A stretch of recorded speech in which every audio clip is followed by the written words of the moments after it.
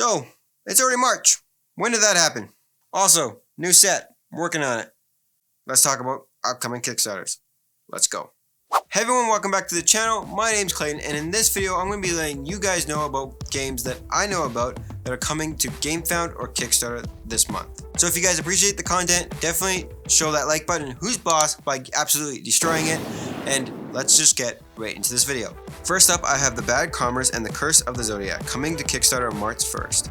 This is a digital co-op boss battler tactical game with a engaging digital dimension app. Work together to defeat 12 different Zodiac bosses who evolve and respond in real time to players' actions. The game comes with a free game platform that keeps track of everything on the smart game board, enhancing the gameplay with artificial intelligence for the enemies, exciting sounds, and dramatic storytelling. Definitely leveling up the tabletop experience. This game definitely looks incredible. It is an app-driven game though. I'm not too sure how I feel about that. It definitely looks like it's going to be a good boss battler. So definitely check this one out if that's what you're into. But for me personally, I do only like games where I sit on the table and I get to interact with other players. Not so much looking at a screen the whole time. So for me, I think I'm going to pass on this one, but definitely looks like it has some cool miniatures.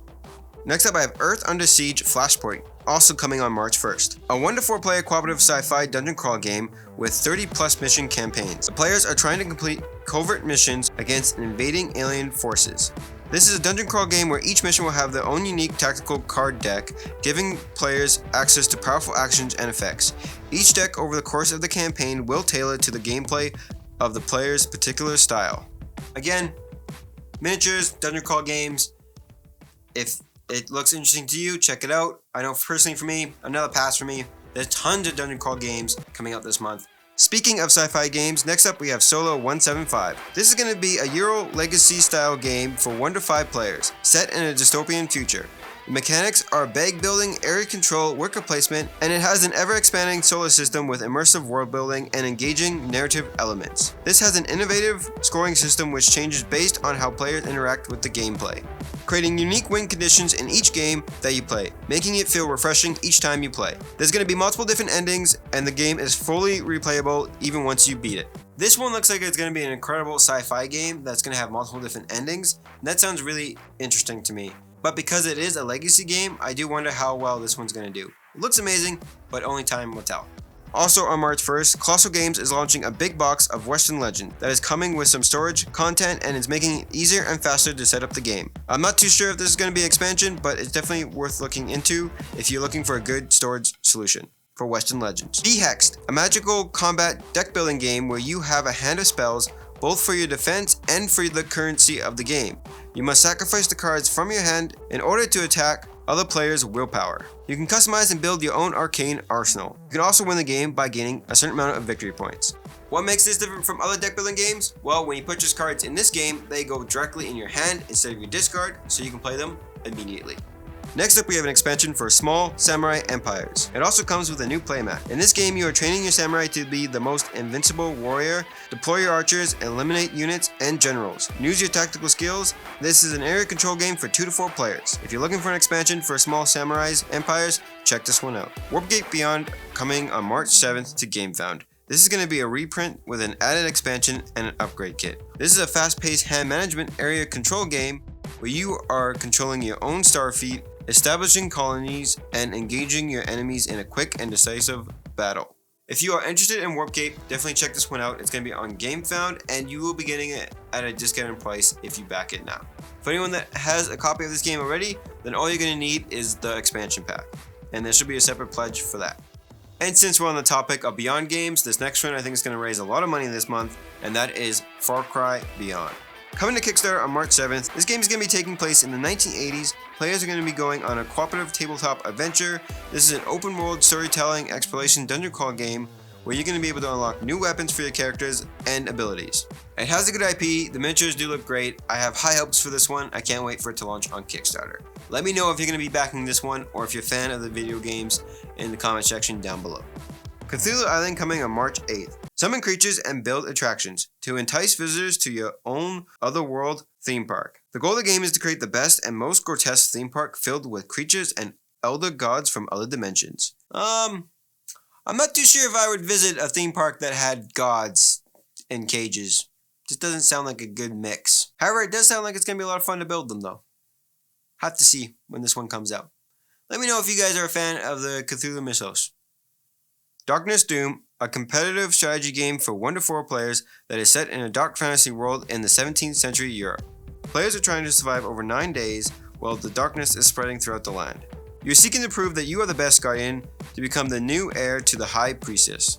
There are many different paths to victory. Which one will you choose? Route East. Players are racing across mountains, valleys, stopping to see some stunning sights and attraction. Be the first player to make it back to Shanghai to win. This game is for hardcore gamers and casual gamers alike. Players must plan the route accordingly to see the attractions along the way. They must also develop a strategy based on their budget and fuel. You have to bribe your way to get through the borders and try to sabotage your opponents by stealing their money and damaging their cars.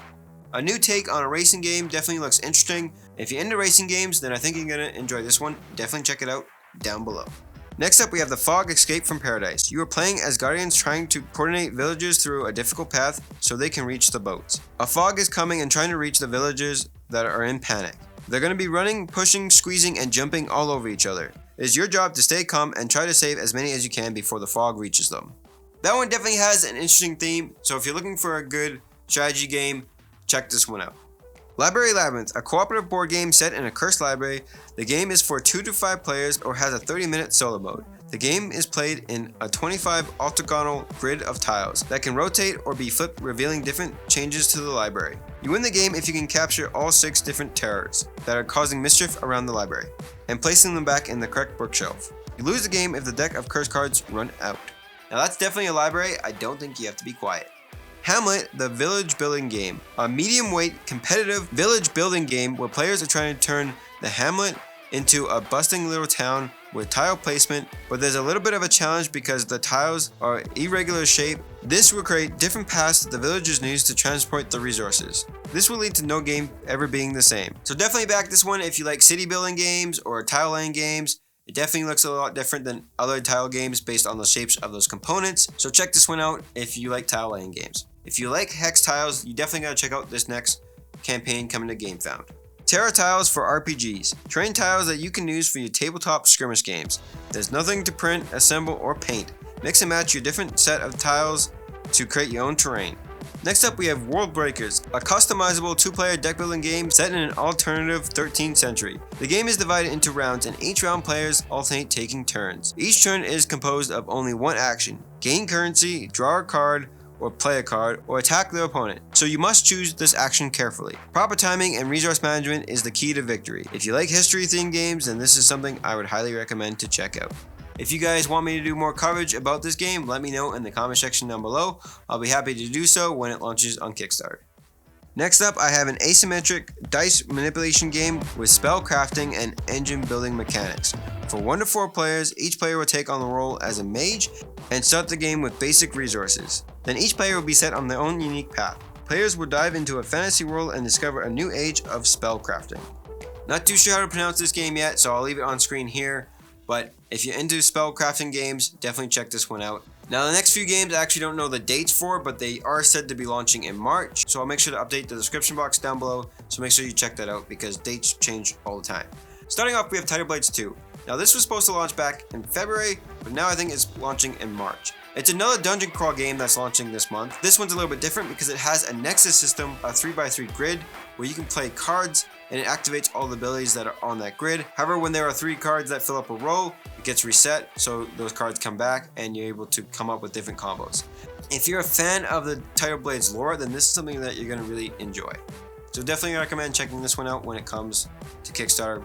We also have the Dark Quarter coming. This is actually a collaboration between Van Ryder Games and Lucky Duck Games. This is going to be a dark fantasy game set in the 1980s in New Orleans. It's going to be an app narration driven game. The world is full of magic curses that are sold on every street, voodoo, priestesses, and creatures of the night. Players are going to be playing through a multi-scenario campaign that tells an enriched, dynamic story that invites players to make critical decisions that will not only affect their character, but also change the direction of the game.